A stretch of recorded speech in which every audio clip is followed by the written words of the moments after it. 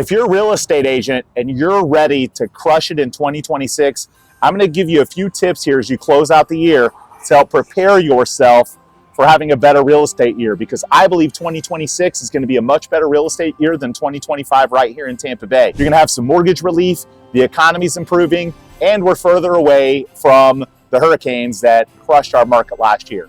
So here are the tips. Number one, get your systems and time management right. Organize yourself so that you can handle more customers. If you've gotten used to real estate the last year or two, you're operating in a slow market. When the market's hotter and faster, if you keep operating with that same system, you're gonna fail. The second thing that you wanna do is turn off all the things that distract you. I'm a big proponent of turning off the notifications on your phone, as well as your email and your text message, especially when you're doing dollar productive activities. The third thing that you need to do is manage your expenses. Spend this time of year to cut out the things that aren't making you money and know whether or not you're operating a profitable business or a profitable sales job based on your expenses. Last but not least, spend the end of the year motivating yourself, getting ready and setting goals for what I believe is going to be an awesome real estate year in 2026.